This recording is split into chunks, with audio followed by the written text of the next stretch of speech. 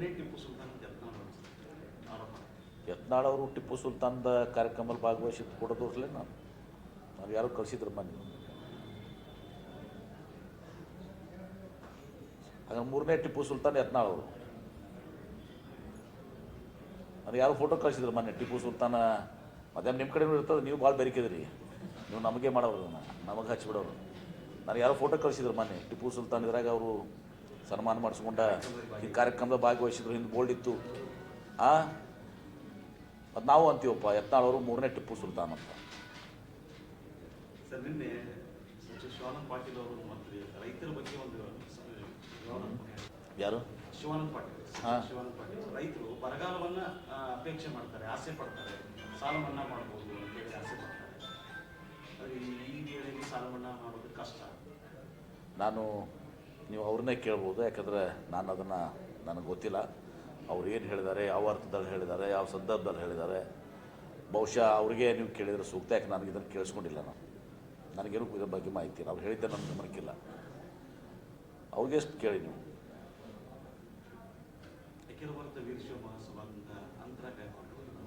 ಯಾರು? ನಾನು ಹೇಳಿದ್ದೀನಲ್ಲ, ನಾನು ಸಂದೇಶವನ್ನು ಕಳಿಸಿದ್ದೀನಿ. ನನಗೆ 23ನೇ ತಾರೀಕಿಗೆ ಪ್ರಭಾಕರ್ ಕೋರೆ ಅವರ 50ನೇ ವರ್ಷದ ಮದುವೆ ಆಗಿ 50 ವರ್ಷ ಆಗಿತ್ತು. ಆ ಕಾರ್ಯಕ್ರಮವನ್ನು ಮೊದಲೇ ಅವ್ರು ನನಗೆ ಹೇಳಿದರು. ನಾನು, ನನ್ನ ಧರ್ಮಪತ್ನಿ, ನಾವೆಲ್ಲರೂ ಕೂಡಿ, ಆಶೆ ಎಲ್ಲರೂ ಕೂಡಿ ನಾವು ಅದನ್ನು ಆ ಕಾರ್ಯಕ್ರಮಕ್ಕೆ ನಾನು ಹೋಗಬೇಕಾಗಿದೆ, ಅನಿವಾರ್ಯ ಇತ್ತು 23ಕ್ಕೆ. ಇನ್ನು ನಿನ್ನೆ ಪಾಲ್ಗೊಳ್ಬೇಕಂದ್ರೆ ಇಲ್ಲಿ ನಮಗೆ ಮ್ಯಾರಥಾನ್ ಇತ್ತು, ಹೀಗಾಗಿ ನಾನು ಪಾಲ್ಗೊಂಡಿಲ್ಲ. ಅವರೆಲ್ಲ ನಾನು ನಿನ್ನೆ ಸಂಪೂರ್ಣ ಈ ಮ್ಯಾರಥಾನ್ದಲ್ಲಿ ವೃಕ್ಷತಾನದಲ್ಲಿದ್ದೆ. ಸಾಯಂಕಾಲ ನಾನು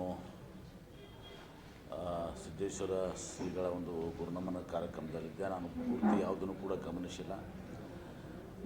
ಈ ವಿವಾದಗಳು ಒಂದು ಟಿಪ್ಪು ಸುಲ್ತಾನು ಒಂದು ವಿಚಾರದಲ್ಲಿ ತಮಗೆಲ್ಲ ಗೊತ್ತಿದೆ, ಬ್ರಿಟಿಷರ ವಿರುದ್ಧ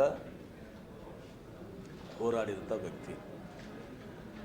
ಹೀಗಾಗಿ ಅದನ್ನು ಆ ಇತಿಹಾಸವನ್ನು ಯಾರಿಗೂ ಅಳಿಸಿ ಹಾಕಲಿಕ್ಕೆ ಆಗೋದಿಲ್ಲ. ಬ್ರಿಟಿಷರ ವಿರುದ್ಧ ಹೋರಾಡಿದಂತೂ ಸತ್ಯ.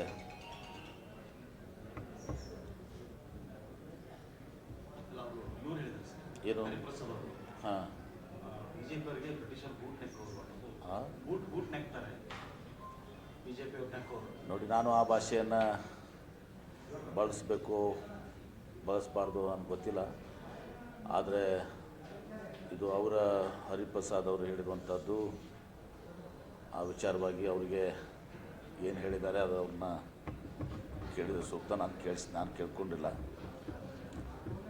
ಅದಷ್ಟೇ ಒಂದು ಸಂದರ್ಭದಲ್ಲಿ ಸ್ವಾತಂತ್ರ್ಯ ಹೋರಾಟದಲ್ಲಿ ಇವತ್ತು ಈ BJPಯವರ RSSನವರ ಕೊಡುಗೆ ಏನೂ ಇಲ್ಲ.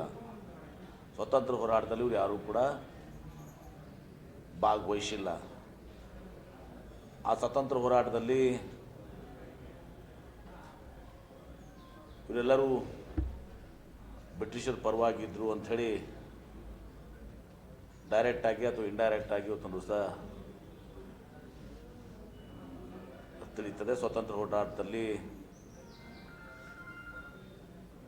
ಇವತ್ತು ಕಾಂಗ್ರೆಸ್ಸಿಗರು, ಈ ರಾಷ್ಟ್ರದ ಜನತೆ, ಎಲ್ಲ ಜಾತಿ ವರ್ಗದ ಜನ, ಇವತ್ತು ಕಿತ್ತೂರು ರಾಣಿ ಚೆನ್ನಮ್ಮ ಇರ್ಬೋದು, ಸಂಗೊಳ್ಳಿ ರಾಯಣ್ಣ ಇರ್ಬೋದು,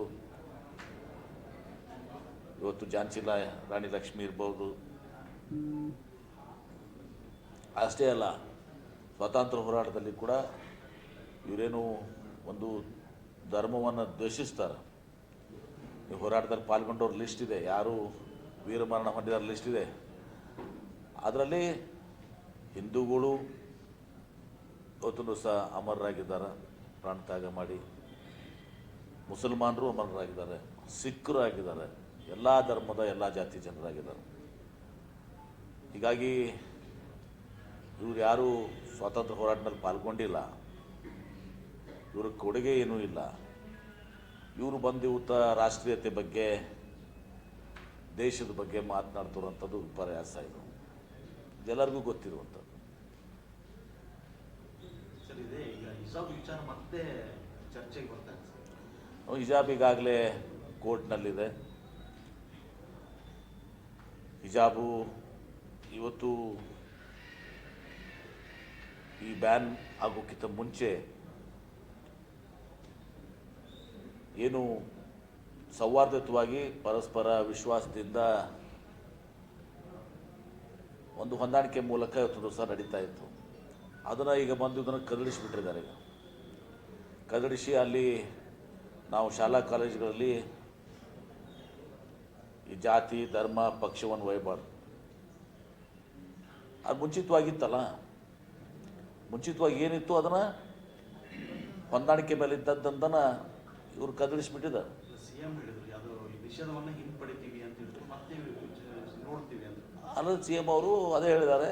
ಅದನ್ನು ನಾವು ಕೋರ್ಟ್ನಲ್ಲಿದೆ, ನಿನ್ನೆನೂ ಕೂಡ ನಾನು ಎಲ್ಲೋ ಗಮನಿಸಿದೆ, ಕೋರ್ಟ್ನಲ್ಲಿದೆ. ಅದನ್ನು ನೋಡಿಕೊಂಡು ಕಾನೂನಾತ್ಮಕವಾಗಿ ನಿರ್ಧಾರ ತೆಗೆದುಕೊಳ್ತಾರೆ.